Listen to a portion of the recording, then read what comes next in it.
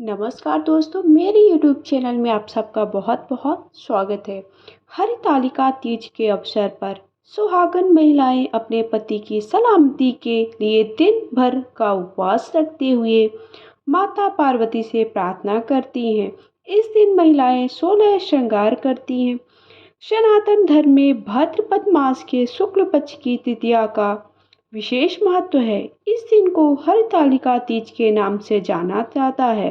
इस दिन सुहागन महिलाएं हरितालिका तीज व्रत रखकर भगवान शिव, माता पार्वती की पूजा करती हैं। साल 2023 में यह व्रत 18 सितंबर दिन सोमवार को रखा जाएगा। हरितालिका तीज पर रात भर जागरण कर गौरी शंकर की पूजा का विधान है। इस पर्व पर शिव जी और पार्वती से यह व्रत संबंधित होता है। इस दिन महिलाएं निर्जला व्रत रखकर पति की दीर्घायु का आशीर्वाद प्राप्त करती हैं। वहीं कुंवारी लड़कियां मन चाहे और योग्य प्राप्त पति को प्राप्त करने के लिए इस दिन व्रत रखकर भगवान शिव और माता पार्वती की पूजा अर्चना करती हैं। भाद्रपद मास की तृतीया तिथि 17 सितंबर 2023 को 11:08 से शुरू होगी, जो अगले दिन यानी 18 सितंबर को दोपहर 12:39 पर समाप्त होगी। उदय तिथि के अनुसार यह व्रत 18 सितंबर को रखा जाएगा। 18 सितंबर को सुबह 6 बजे से रात के 8:24 तक शिव और पार्वती की पूजा के लिए उपयुक्त समय है, लेकिन शाम को प्रदोष काल के समय पूजा करना बेहद शुभ माना जाता है। इस साल हरतालिका तीज का व्रत 18 सितंबर 2023 दिन सोमवार को रखा जाएगा। वहीं इस व्रत का पारण 19 सितंबर 2023 दिन मंगलवार को किया जाएगा। हरतालिका तीज का व्रत निराहार और बिना पानी पिए रखा जाता है, इसलिए अगले दिन सूर्योदय से पूर्व स्नान के बाद गौरी शंकर की पूजा करें। उनका विसर्जन करने के बाद जल ग्रहण कर व्रत खोलें। फल खीरा प्रसाद में चढ़ाएं। मिष्ठान से भी हरतालिका तीज का व्रत का पारण कर सकते हैं। हरतालिका तीज के अवसर पर सुहागन महिलाएं अपने पति की सलामती के लिए दिन भर का उपवास रखते हुए माता पार्वती से प्रार्थना करती हैं। इस दिन महिलाएं 16 श्रृंगार करती हैं। हरे और लाल रंग के सुंदर नए परिधान पहनती हैं, मेहंदी लगाती हैं। हरतालिका तीज का व्रत पूजा में 16 श्रृंगार का विशेष महत्व होता है। हरतालिका तीज की पूजा घर पर हम कैसे कर सकते हैं? घर पर हरतालिका तीज पूजा के लिए सबसे पहले चौकी को साफ करने के लिए गंगा जल का उपयोग करें। फिर प्राकृतिक मिट्टी या रेत से माता पार्वती, भगवान शिव, भगवान गणेश की एक एक मूर्ति बनाएं। चौकी को नए लाल या सफेद कपड़े से ढक दें। मूर्तियों को एक थाली में रखकर चौकी पर सावधानी से रखें। हरतालिका तीज व्रत में कौन कौन सी सामग्री आवश्यक होती है? सूखा नारियल, कलश, बेलपत्र, शमी का पत्ता, केले का पत्ता, धतूरे का फल, घी, शहद, चंदन, मंजरी, कलावा, इत्र, पंच फल, सुपारी, अक्षत, धूप, दीप, कपूर, गंगा जल, दूर्वा, जनेऊ। हरतालिका तीज व्रत में भोलेनाथ और माता पार्वती की विधिवत पूजन करें। कुछ जगहों पर महिलाएं पूजा के लिए माता पार्वती, भगवान श्री गणेश और शिव जी की मिट्टी की मूर्ति भी बनाते हैं। हरतालिका तीज का व्रत देवी पार्वती ने शिव जी को अपने पति के रूप में पाने के लिए किया था, इसलिए इस व्रत में सुहाग की सामग्रियों का विशेष महत्व है। सुहाग की सामग्री में बिंदी, सिंदूर, कुमकुम, मेहंदी, बिछिया, काजल, चूड़ी, कंघी, महावर आदि को अवश्य शामिल करें। क्या आप हरतालिका तीज व्रत में पानी पी सकते हैं? हरतालिका तीज का व्रत निर्जला रखा जाता है। व्रत के दौरान लगभग 26 से 27 घंटे कुछ भी खाना पीना नहीं किया जाता है, यानी तीज के दिन सूर्योदय से लेकर अगले दिन सूर्योदय तक। कथा के अनुसार इस दौरान आपको सोना भी नहीं चाहिए और खुद को पूजा पाठ भजन कीर्तन में व्यस्त रखना चाहिए।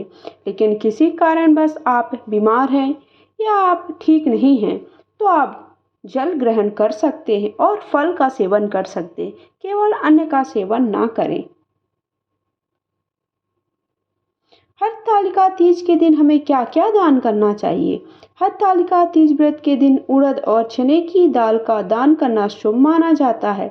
इस दिन इन चीज़ों का दान करने से सुहागन व्रती महिलाओं को पारण करना चाहिए। दान करने के बाद ऐसा करने से जीवन में खूब सुख और समृद्धि आती है। हरतालिका तीज की व्रत की कथा। ये हरतालिका तीज व्रत कथा शिव जी ने ही माँ पार्वती को सुनाई थी। शिव भगवान ने इस कथा में माँ पार्वती को उनका पिछला जन्म याद दिलाया था। हे गौरा, पिछले जन्म में तुमने मुझे पाने के लिए बहुत छोटी उम्र में घोर तपस्या की थी। तुमने ना तो कुछ खाया ना ही पिया, बस हवा और सूखे पत्ते चबाए। जला देने वाली गर्मी या कपा देने वाली ठंड तुम नहीं डटी रही। बारिश में भी तुमने जल नहीं पिया। तो भी इस हालात में देखकर तुम्हारे पिता बहुत दुखी थे। उनको दुखी देखकर नारद मुनि आए और कहा कि मैं भगवान विष्णु के भेजने पर यहाँ आया हूँ। वह अपनी कन्या को के विवाह करना चाहते हैं। इस बारे में मैं आपकी राय जानना चाहता हूँ। नारद जी की बात सुनकर उनके पिता बोले, अगर भगवान विष्णु यह चाहते हैं तो उन्हें कोई आपत्ति नहीं है, परंतु जब तुम्हें इस विवाह के बारे में पता चला तो तुम दुखी हो गई। तुम्हारी एक सहेली ने तुम्हारे दुख का कारण पूछा। तुमने कहा कि मैंने सच्चे मन से भगवान शिव का वरण किया है, किंतु मेरे पिता मेरा विवाह विष्णु जी के साथ तय कर दिया है। मैं विचित्र धर्म संकट में हूँ। अब मेरे पास प्राण देने के अलावा कोई और उपाय ना बचा है। तुम्हारी सखी बहुत ही समझदार थी। उसने कहा, प्राण छोड़ने का यहाँ का कारण ही क्या है? संकट के समय धैर्य से काम लेना चाहिए। भारतीय नारी के जीवन की सार्थकता यही है, जिसे मन में पति रूप में एक बार वर्ण कर लिया, जीवन पर्यंत उसी से निर्वाह करें। मैं तुम्हें घनघोर वन में ले चलती हूँ, जो साधना स्थल है और जहाँ तुम्हारे पिता तुम्हें खोज भी नहीं पाएंगे। मुझे पूर्ण विश्वास है कि ईश्वर अवश्य तुम्हारी सहायता करेंगे। तुमने ऐसा ही किया। तुम्हारे पिता तुम्हें घर में ना पाकर बड़े चिंतित दुखी हुए। इधर तुम्हारी खोज होती रही, उधर तुम अपनी सहेली के साथ नदी के तट पर गुफा में मेरी आराधना में लीन रही। तुमने रेत के शिवलिंग का निर्माण किया। तुम्हारी इस कठोर तपस्या के प्रभाव से मेरा आसन हिल गया। मैं शीघ्र ही तुम्हारे पास पहुंचा, तुमसे वर मांगने को कहा।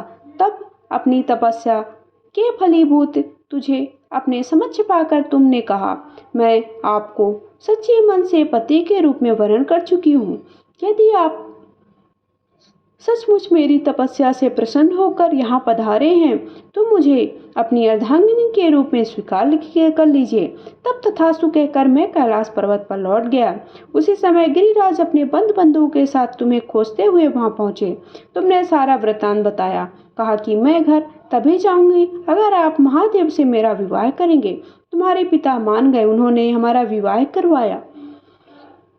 इस व्रत का महत्व यह है कि मैं इस व्रत को पूर्ण निष्ठा से करने वाली प्रत्येक स्त्री को मनोवांछित फल देता हूँ। इस पूरे प्रक्रम में तुम्हारी सखी ने तुम्हारा हरण किया था, इसलिए इस व्रत का नाम हरतालिका व्रत हो गया। इस व्रत से जुड़ी एक और मान्यता है कि इस व्रत को करने वाली स्त्रियां पार्वती जी के समान सुखपूर्वक पति रमण करके शिवलोक को जाती हैं। सौभाग्यवती स्त्रियां अपने सुहाग को अखंड बनाए रखने और अविवाहित युवतियां मन मुताबिक वर को पाने के लिए हरतालिका तीज का व्रत करती हैं।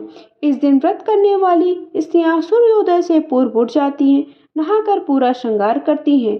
पूजन के लिए केले के पत्तों से मंडप बनाकर गौरी शंकर जी की प्रतिमा स्थापित करती हैं। साथ ही पार्वती जी को सुहाग का सारा सामान चढ़ाया जाता है। रात में भजन कीर्तन करते जागरण कर 3 बार आरती की जाती है। शिव पार्वती विवाह की कथा सुनी जाती है। व्रती को शयन का निषेध है, इसलिए उसे रात्रि में भजन कीर्तन के साथ रात्रि जागरण करना पड़ता है। प्रातः काल स्नान के पश्चात श्रद्धा एवं भक्ति पूर्वक किसी सुपात्र या सुहागन महिला को श्रृंगार सामग्री, वस्त्र, खाद्य सामग्री, फल, मिष्ठान एवं यथाशक्ति आभूषण का दान करना चाहिए। रेत के शिवलिंग बनाएं तो उनका जलाशय में विसर्जन करें और खीरा खाकर व्रत को संकल्प किया जाता है। तो इस तरह से हमको हरतालिका तीज का व्रत किया जाता है। और हरतालिका तीज के व्रत के पूरे नियम मैंने आप सबको इस वीडियो में बता दिया है।